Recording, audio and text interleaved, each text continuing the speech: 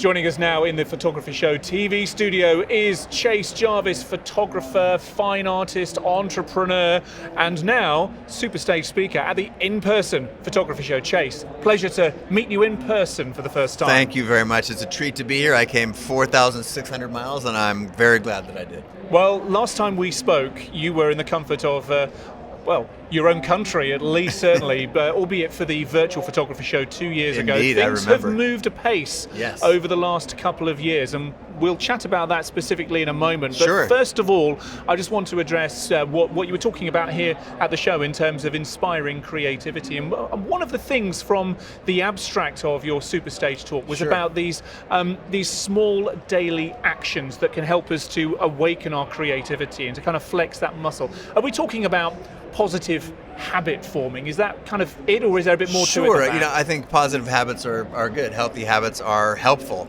but that's not the only context in which I wanted us to acknowledge this.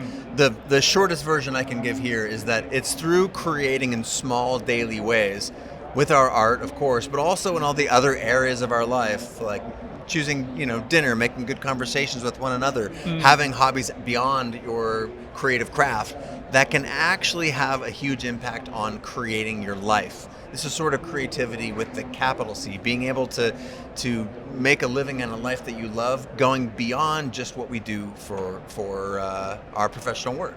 And there's a sense of discipline in there, I guess, because you need to make sure with all of these different pressures on your time, if you are a small business, if you are a solo creative, you feel that pressure, but you also feel the family pressure. You feel I need to be healthy as well. I need to make sure that I'm exercising, doing all of that stuff. All of these things are not eating into your time, but you need to have the discipline to make sure that you are making time for them. And that, for sure, that's a challenge, because there are only so many hours in the day, last time I checked. This is true. There's a great saying, though, that the person who loves walking will walk further than the person who loves the destination. This is why I'm trying to encourage people to love the creativity that pops up across the day in all sorts of disciplines, not just the discipline of their work or even if their career is a creative one, but how to find creativity in these little moments with family, creating a game with your kids, or creating a meal for your family. These are all creative acts that if we can enjoy that process, it just makes life richer and I would say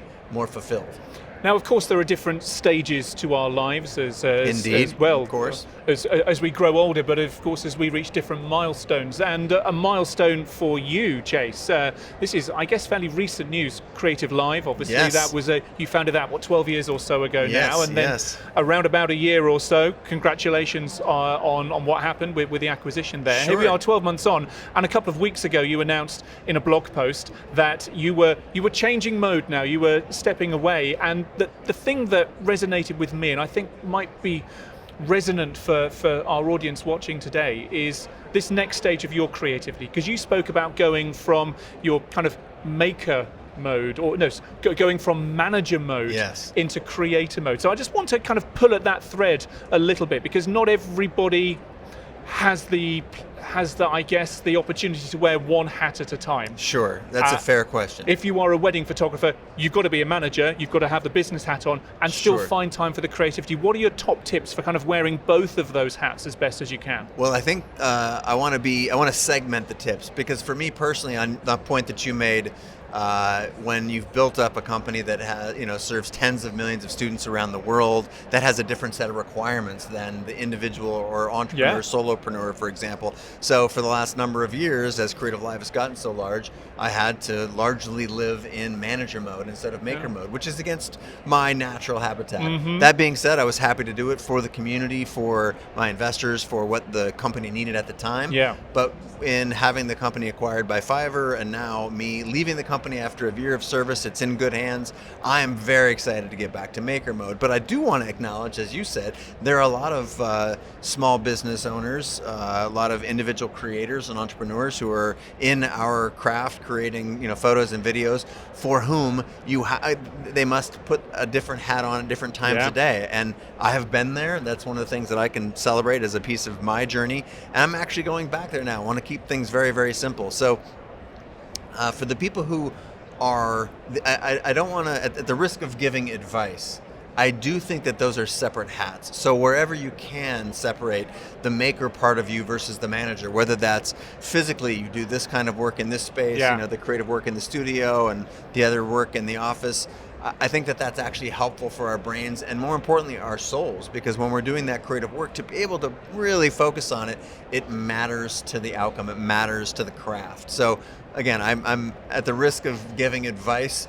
I would add those 2 pence if I would for someone who that has to deal with that on a regular basis. For me personally, I'm very, very happy to get back to maker mode from manager mode. It feels like a homecoming.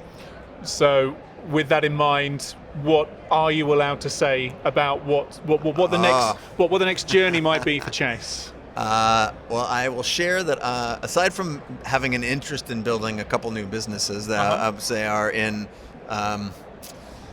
I'll just put them in startup mode maybe, or stealth mode they may even say, so I won't say anything about it. But I am working on a new book that will come out a year from this month, so in September 2023.